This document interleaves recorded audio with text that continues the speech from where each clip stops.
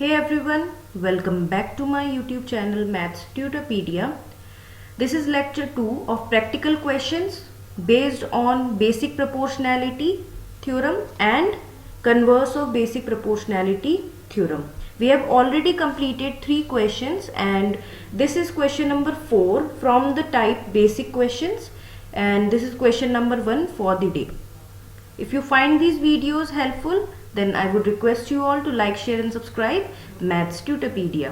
अभी शुरू करते हैं क्वेश्चन. फर्स्ट क्वेश्चन हमें बोलता है कि in triangle ABC D and E are the midpoints on side AB and AC respectively such that BD की value is equals to CE की वैल्यू.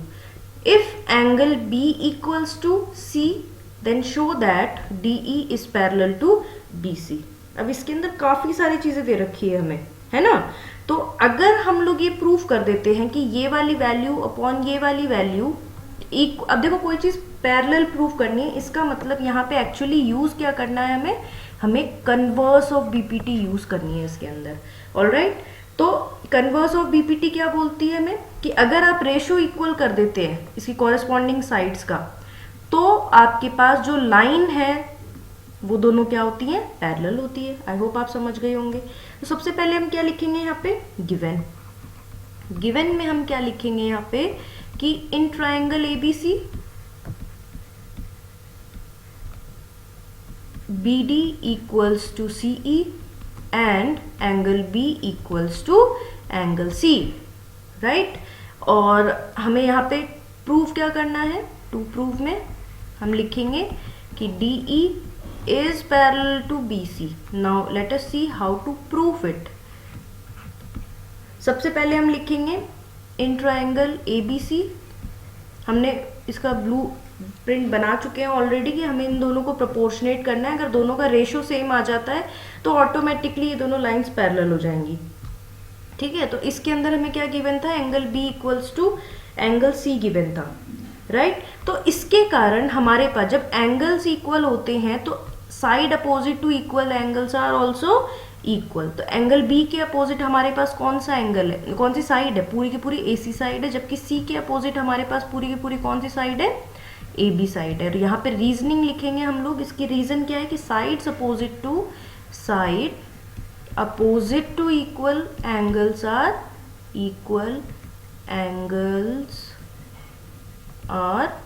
Equal, alright.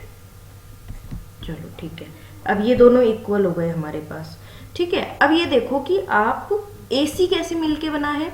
अगर आप AC को तोड़ के लिखो तो AC कैसे मिलके बना है, AE प्लस EC को मिला के बना है. जबकि आपके पास B की वैल्यू किससे मिलके बनी है, AD प्लस DB से मिलके बनी है हमारे पास. सही बोला. अब हमारे पास AE प्लस CE जो हमें गिवन था, यहाँ पे देखो एक आपको वैल्यू गिवन है कि BD की वैल्यू किसके बराबर है, CE के. तो जहाँ पे ये चीज गिवन है मतलब BD गिवन है वहां पे आप ये कर दो. ठीक है, अब मैं यहाँ पे क्या करूंगी, AD प्लस, अब DB की जगह पे मैं CE लिख रही हूँ. क्यों, क्योंकि ये गिवन है क्वेश्चन में हमें ऑलरेडी. सही है, ठीक है. अगर आप इसको सॉल्व करते हैं तो हमारे पास वैल्यू क्या आ जाएगी, अगर आप देखो CE और CE तो कैंसिल आउट हो जाएंगे. तो बराबर क्या हो जाएगा, AE इक्वल्स टू AD के बराबर हो जाएगा. अब इससे क्या होगा, जब हमें ये चीज पता लग गई है ना. अब देखो मैं थोड़ा सा इसको साइड कर देती हूँ. जब हमें ये चीज पता लग चुकी है कि हमारा AE इक्वल्स टू AD है, AE इक्वल्स टू AD है और BD इक्वल्स टू CE है, ये जो कि गिवन था आपको. अब आप ये चीज देखो, क्या इनका रेशो इक्वल आ रहा है, रेशो करके देखते हैं क्योंकि हमें कॉरेस्पॉन्डिंग साइड्स का रेशो करना पड़ेगा. तो AD अपॉन BD की वैल्यू क्या आएगी हमारे पास, equals to AE upon EC के इक्वल आएगी हमारे पास. सही बोला. अब क्या हमें ये ऐसे ही रखना है, AD upon DB equals to AE upon EC, right. या फिर इसको अगर हम लोग लिखना चाहें ढंग से जचा के तो इसको हम और कैसे लिख सकते हैं, AD अपॉन DB लिखना पड़ेगा, राइट. सही पैटर्न तो यही है. AE अपॉन EC, ये तो ठीक है। तो अगर ये हो जाता है हमारे पास तो हमें ऑब्वियस सी बात पता है कि हमारे पास DE is parallel to BC आ गया। कैसे? By converse of BPT। सही बोला? समझ में आया इक्वेशन हमें? ठीक है, सबसे पहले हमने क्या किया, सारी वैल्यूज देखी, फिर हमने ऑटोमेटिक सारी चीज एक दूसरे के इक्वल कर दिए कि AE अपॉन में EC, AE जो है AD के इक्वल हो गया, और तो ऑब्वियस सी बात है रेशियो क्या आएगा, इक्वल आएगा हमारे पास, ठीक है ना। तो इक्वल आने के कारण इनका रेशियो इक्वल हो गया, तो इसीलिए हमारे पास दोनों लाइंस पैरेलल हो गई। ठीक है, अगले क्वेश्चन पे आ जाते हैं हम लोग। अगला क्वेश्चन आपको बोल रहा है कि इन फिगर, ये फिगर लिखा हुआ है बस आपका, इन फिगर हमें DE is parallel to AQ given है। DE कौन सा है हमारे पास, ये वाली line is parallel to AQ, और DF is parallel to AR। ठीक है, अब हमें अलग से एग्जिस्टेंस पता लग रही होगी कौन से ट्राइंगल है।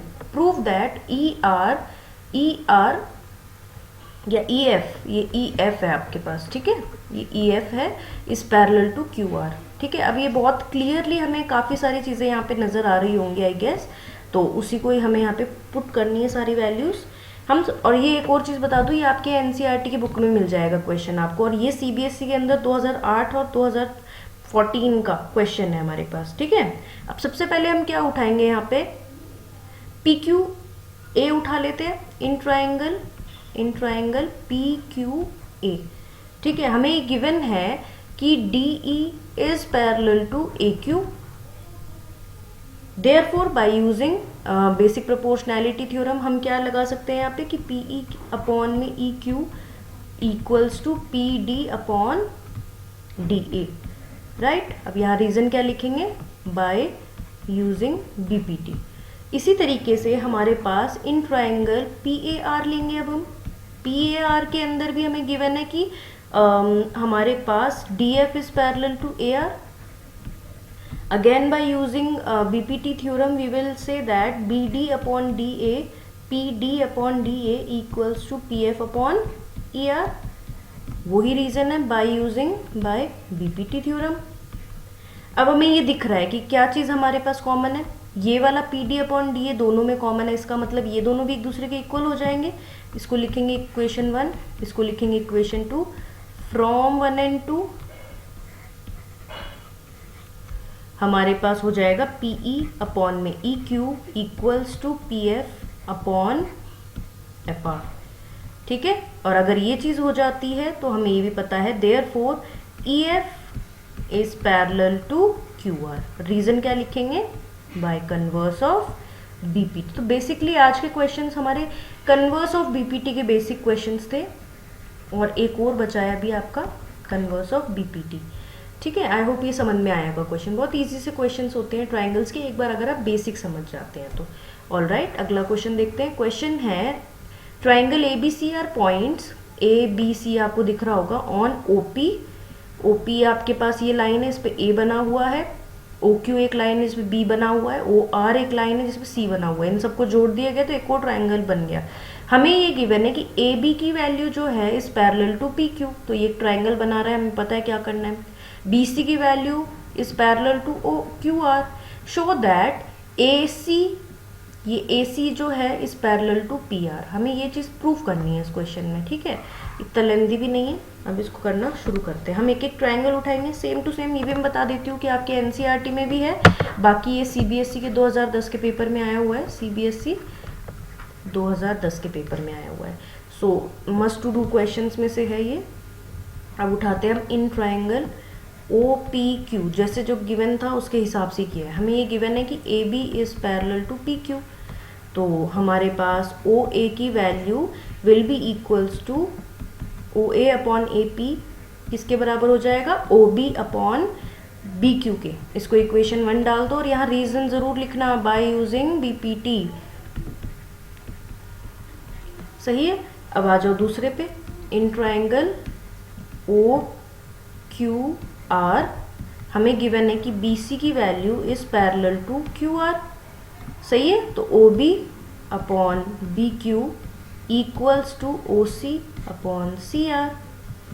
इसको इक्वेशन 2 डाल दो, और ये भी रीजन वही है, by using BPT.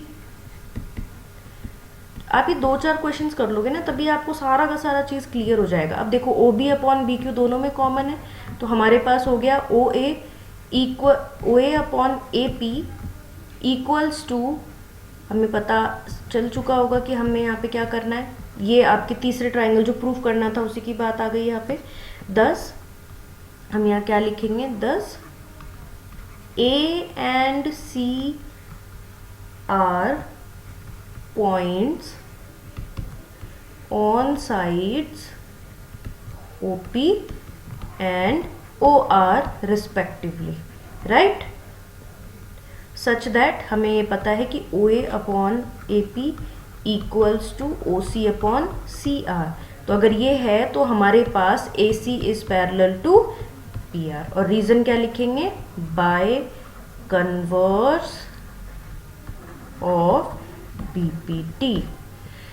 So that is it guys, यही 3 क्वेश्चंस हमें बेसिक में करने थे। तो टोटल ओवरऑल मैंने आपको बीपीटी के 3 क्वेश्चंस, उसके कन्वर्स के बीपीटी के 3 क्वेश्चंस करवा दिए हैं। यही होंगे आपके टाइप 1 क्वेश्चंस के अंदर, बेसिक क्वेश्चंस में। कल हम लेके आएंगे हमारे पास ये बेसिक थे, हम मिड लेवल के क्वेश्चंस लेके आएंगे जो आपके पास 3 या 4 नंबर के क्वेश्चंस आ सकते हैं। ठीक है, ये ऐसे क्वेश्चंस हैं जो 1-1 मार्क्स में ही आते हैं। जी हाँ, एकदम डायरेक्ट क्वेश्चंस हैं, ये बहुत इजी क्वेश्चंस होते हैं, इसीलिए बेसिक टाइप्स के अंदर है। कल थोड़े से कॉम्प्लेक्सिटीज़ बढ़ेंगी। आई होप आपको ये वीडियोस पसंद आ रही होंगी। And don't forget to like, share and subscribe. Thank you.